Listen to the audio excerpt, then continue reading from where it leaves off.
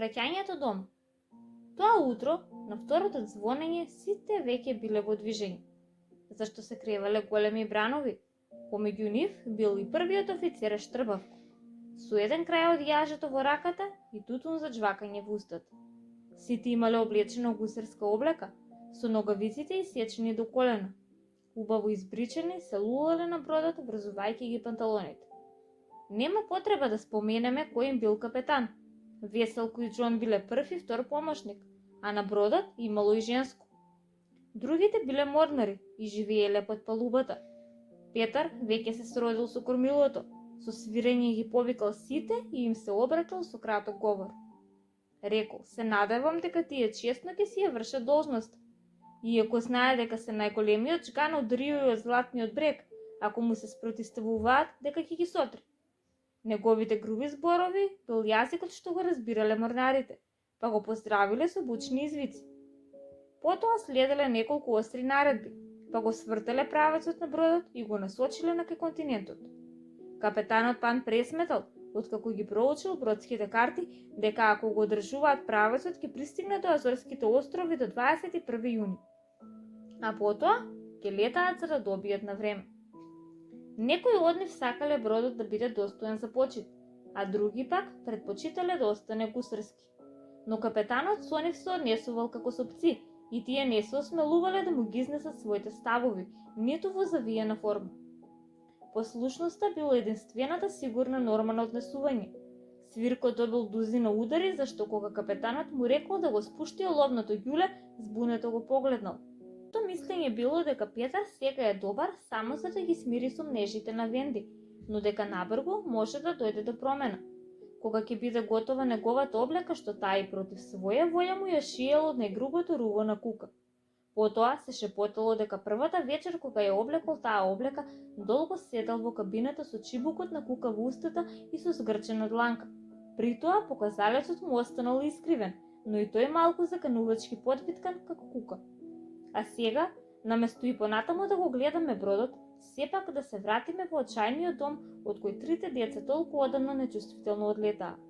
Треба да се засрамиме, зашто за тоа време што го занемаривме бројот 14, сепак можеме да бидеме сигурни дека господјата поради тоа нема ни да забележи.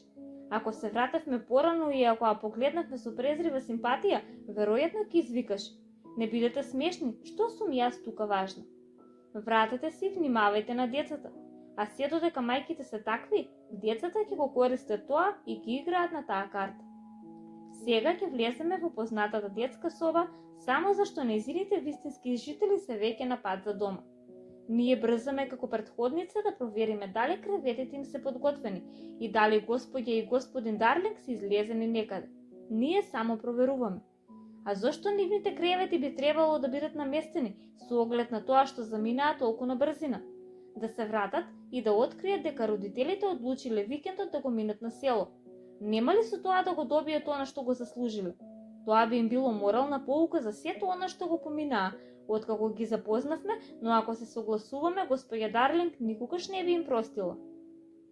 Сепак, многу би сакале нешто да направам, а тоа е онака како што го прават писателите, да ја кажам дека децата се враќаат.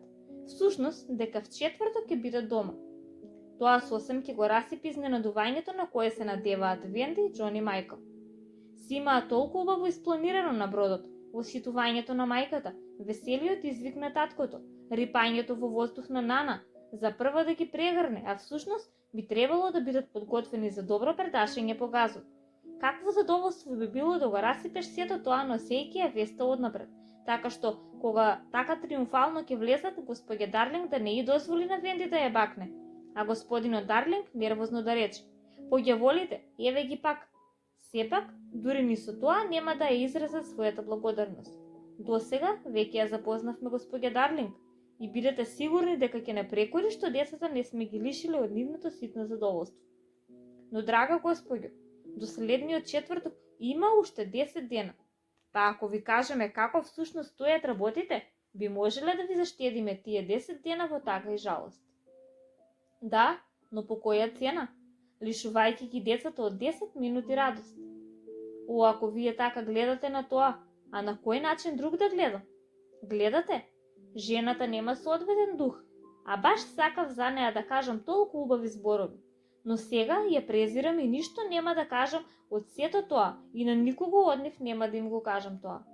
А воопшто не треба да ја кажам се да биде подготвено, кога се е веќе спремно. Креветчињата се наместени, а таа никогаш не излегува од дома.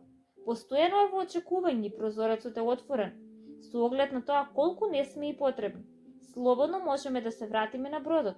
Меѓутоа, кога веќе сме тука, можеме да останеме и да гледаме. Зашто ние сме токму тоа, наблюдувачи. Никој не сака. Затоа да продолжиме од наблюдување и да кажеме по нешто зајадливо, не давајќи се дека некого ќе го заболи. Само една промена се забележува во детската соба, помеѓу 9 и 6 ја нема кукичката за кучи. Кога децата одлетале, господин Дарлинг почувствувал дека неговата вина е што ја врзал Нана со Синџир и дека таа од првиот до последниот момент била поумна од него. Се разбира, како што веќе видовме, тој бил многу едноставен човек. Да можел да ја смени ќелавата глава би можел да биде дете, но затоа пак имал извонредно чувство за правда и лавовска храброст, кога требало да ги брани нешто што го сметал за праведно. Затоа, откако децата избегале, внимателно размислувал за се, пак лекнал на сите 4 и ползејќи влегол во кукичката на кучето. Но умилните повици на госпеѓа Дарлинг да излезе тој одговарал тажно и одлучно. Не, единствена моја, ова е вистинското место за мен. Во огорченоста на своето кајање се зарекол дека нема да излезе од кукичката се додека не се вратат децата. Се разбира, тоа било многу тажно, но се што правил госпоѓи Дарлинг било претерано. Зошто инаку ќе се откажал? Немало попокорен човек од некогаш гордиот Џорџ Дарлинг. Додека така навечер седел во кукичката за кучиња и разговарал со својата жена за нивните деца за тоа колку тие биле сладки. Многу трогателна била неговата одбрана на Нана. Навистина, не ја пуштал внатре во кукичката, но затоа во секој друг поглед ги извршувал сите неизини желби. Секое утро кукичката за кучиње заедно со господин Дарлинг во фијакер ја носеле во неговата канцеларија. И на истиот начин била враќана во 6 часот попладне. За значењето на цврстиот карактер на тој човек ќе сватиме ако се сетиме колку бил чувствителен на мислењето на неговите соседи. Тој човек кој при секое свое движење привлекувал изненадувачко внимание. Секако, тој во себе многу страдал, но привидно успеал да го зачува својот мир дури и кога младите го критикувале во неговиот мал дом. А тој секогаш учтиво ќе акренал шапката пред секоја дама и ќе дзирнал внатре. Можеби тоа било Дон Кихотски, но било импресивно. Меѓутоа набар го излегло на виделина и внатрешното значење на неговото однесување, што ја погодило јавноста во срце. Целата толпа го следела фијакерот, гласно извикувале. Прекрасни девојки се качувале за да добијат автограм. Неговите интервјуа се појавувале во сите подобри весници, а следували и покани за вечера со високо општествени слоеви со забелешка. Добродојдени сте во кукичката за кучиња. А во тој значаен следен чекор, госпоѓа Дарлинг е во детската соба. Со многу тажен поглед. Чека Џорџ да се врати дома. Сега, кога малку подобро ќе ја погледнам и ќе се сетам на незиното весело расположение, во добрите стари денови, гледам дека радоста сосема се изгубила. Откако останала без децата, откривме дека воопшто не успеам да речам нешто лошо за неа. Ако толку ќе сака тие своји лоши деца, против тоа не се може ништо. Погледнете ја само незината фотелја каде што заспала, на смевката во аголот од устата каде што првин погледнуваме, не баре пресушил. Раката немирно се движи по градите, како нешто таму да ја боли. Некои најмногу го сакаат Петар, некој пат Венди, но јас најмногу ја сакам неа. Да претпоставиме дека во сонот за да ја усреќиме ќе и шепнеме дека изродите се враќаат. Тие сега се само 2-3 километри од далечниот прозорецот и брзо летаат, но ќе биде доволно да и шепнеме дека патуваат. Ајде! Не требаше, зашто таа се разбуди изговарајќи ги нивните имиња, а во собата освен Нана нема никој. О, Нана, сонував дека моите најмили се вратиле. Очите на Нана се полни со солзи, но може само нежно да ја стави шепата во скутот на својата господарка. И така тие седат заедно додека дома не стигне кукичката за кучиња. Додека господин Дарлинг ја вади главата надвор за да ја бакне својата жена. Забележувам дека неговото лице е многу потажно од порано, но дека изразот му е помек. Шапката ја подава на Лиза, а таа презриво ја прифаќа. Таа нема фантазија, па не е способна да ги свати мотивите на тој човек. А надвор, толпата што го следела фијаќарот продолжува да извикува. Што него се разбира, некој остава равнодушен. Слушнете ги, вели. Тоа ми представува задоволство. Толпа дечишта, се подбива Лиза. Денеска имаше и неколку возрастни. Се обидува да ја убеди малку поцрвенувајќи се, но кога таа само одмавнува со главата, нема ни еден збор прекор. Обштествениот успех не влијае лошо врз него, го направи полюбезен. Извесно време лежи така од половината надвор од кукичката и разговара со госпоѓа Дарлинг за својот успех, а потоа утешително ја стиска раката кога таа му вели дека се надева дека тоа нема да му го заврти умот. Но ако бев слабак, одговара. О, Боже, што ќе беше да бев слабак? Ама Џорџ, вели таа срамежливо, ти и натаму имаш грижење на совеста, нели? Уште поголемо гризење на совеста, драга. Види е мојата казна. Живот во кукичка за кучиња. Но дали е тоа казна, Џорџ? Сигурен си дека не уживаш во тоа? Љубов моја, бидете сигурни дека поради тоа тој моли за прошка, а тогаш тој, зашто му се приспива, се склупчува во кукичката. Ке ми свириш ли да заспијам, прашува тој, на пијаното во детската соба, и додека таа минува низ детската соба додава непремислено. И затвори го прозорецот, чувствувам пробив. О, Џорџ, никогаш не барај од мене да го сторам тоа. Прозорецот мора секогаш да биде отворен за нив. Секогаш, секогаш. Сега на него е ред да ја замоли за прошка, а таа оди во детската соба и почнува да свири. И така тој заспива се додека Венди, Џон и Мајкл влетуваат во собата. О, не! Го напишавме тоа зашто таков бил нивниот прекрасен договор планиран пред да го напуштат бродот. Но во меѓувреме нешто мора да се случило, зашто во собата не влетаа тие, туку Петар и Звончица. Со првите зборови Петар кажува се. Брзо, Звончица, шепоти. Затвори го прозорецот, стави резе, така. А сега ти и јас брзо надвор низ вратата.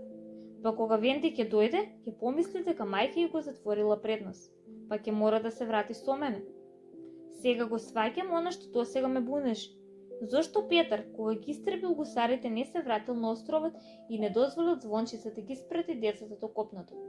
Таа итрина му била цело време во главата. Наместо да се чувствува лошо поради тоа, тој танцувал од радост. Дзирка во детската соба за да види кој свири и шепоти на Звончица. Тоа е мајката на Венди, убава е, но не е толку убава како мојата мајка. Устата ја полна со напрстоци, но не е како устните на мојата мајка. Се разбира, за својата мајка ништо не знае, но понекогаш сака да се фали со неа. Не ја препознава мелодијата. Тоа е "Дом е сладки дом". Сепак го знае значењето. Врати се, Венди, врати се, Венди на восхитено извику. Никогаш повеќе, господјо, нема да ја видите Венди зашто прозорецот е затворен. Дзирка уште еднаш да види зашто музиката запрела и ја гледа госпоѓа Дарлинг со главата наведната на подклопецот од клавирот со солзи во очите. Сака да го отворам прозорецот, помислил Петар, но јас нема да го сторам тоа, не јас. Дзирка уште еднаш, а солзите уште се таму, или пак други две капат. Таа премногу ја сака, си вели во себе. Луте на неа што не сваќа зошто таа не може да ја има. Причината е едноставна, и јас многу ја сакам, и драга господја, не можеме двајцата да ја имаме. Но господјата не може да го свати тоа, и поради тоа тој е несреќен. Престанува да ја гледа, но и тогаш таа не го пушта. Почнува да рика низ собата и да прави чудни гримаси. Но кога ќе запре, и како таа да е во него и да чука. Но добро, вели на крајот и подколтнува. Тогаш го отвара прозорецот. Ајде, Звончица, одиме, вели со презир смеејќи се на законите на природата. Не ни се потребни глупавите мајки, одлету. Така Венди, Џон и Мајкл конечно го наоѓаат прозорецот отворен за нив, што воопшто не го заслужил. Слетале на подот воопшто не срамејќи се од своето однесување, а најмалиот од нив веќе го имал заборавено својот дом. Џон, рекол несигурно обзирајќи се наоколу, ми се чини дека веќе сум бил овде. Се разбира дека си бил будалче, она му е твоето старо креветче. Навистина, моето е, одговорил Мајкл, но не многу убеден во тоа. Гледајте, вика Џон, кукичката на кучето. па истрчал низ собата да погледне внатре. Може би внатре е Нана, рекла Венди. Џон свирно. Еј, извикал, внатре има човек. Тато, извикала Венди. Да го видам тато, нетрпеливо молел Майкл.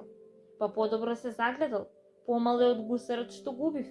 Тоа го кажал со толку искрено разочарување и со таков тон, што ми е драго што господин Дарлинг спиел. Навистина би ми било жал тоа да биле првите зборови што ги слушнал од својот мал Майкл. Венди и Џон малку се сепнале гледајќи го татко си во кукичката за кучиње. Мислам, рекол Џон со глас што некој го изгубил доверба во сопственото сеќавање. Порано не спиеше во кукичката за кучиње. Џон, рекла Венди несигурно, може би ние не се сеќаваме толку добро како што ни се чини. Одеднаш биле обземени од некакво студенило. Многу е неодговорна мама, рекол малиот Скот Џон, што ја нема сега кога се вративме. И токму тогаш господја Дарлинг почнала повторно да свири. Тоа е мама, извикала Венди цвиркајки. Навистина, рекол Џон. Тогаш ти, Венди, ти не си нашата вистинска мајка. Венди? Прашал Майкл на колку веќе му се спиел. О, Боже, извикала Венди првпат чувствувајќи кајање. Време беше да се вратиме дома. Ползејќи да влеземе, предложил Џон. И да ги затвориме очите. Но Венди, која знаела дека радосната вест треба внимателно да ја се соопшти, смислила нешто подобро. Да се пикнеме секој на својот кревет, па кога таа ќе дојде, сите да бидеме во постела. Не баре, никогаш не сме заминали. И така, кога господин Дарлинг се вратила во детската соба да види дали мажот испие, сите кревети биле зафатени. Децата го очекувале незиниот крик од радост, но не го дочекале. Ги видела, но не поверувала дека навистина се тука. Сваќате, во соништата толку пати ги видела во нивните постели што помислила дека сонува. Седнала на столот покрај каминот каде што некогаш ги милувала. Тие не можеле да го разберат тоа и ги облеела студена пот. Мамо, викнала Венди. Венди, рекла мајката, но и понатаму мајката верувала дека тоа е само сон. Мамо, тоа е Џон, рекла таа. Мамо, извикал Майкл. Сега ја препознал. Тоа е Майкл, рекла таа и ги подала рацете за да ги прекарне тие ситни и себични дечиња кои мислеле дека никогаш веќе нема да ги прегрне. Но не, незините раци ги прегрнували и Венди, и Џон, и Майкл, кои рипнале од креветот и дотрчале кај неа. Џорџ, Џорџ, извикала кога конечно и се повртел гласот. Тогаш и господин Дарлинг се разбудил со неа за да ја сподели среќата, а во собата се втурнала и Нана. Поубава сцена од ова не можела да се види, но никој не можел да го види освен одно чудно момче што гледало преку прозорецот. Тој веќе имал преживеано безброј згоди што другите деца никогаш не ги доживеале. А сега преку прозорецот гледал радост од која патот секогаш ќе му остане затворен.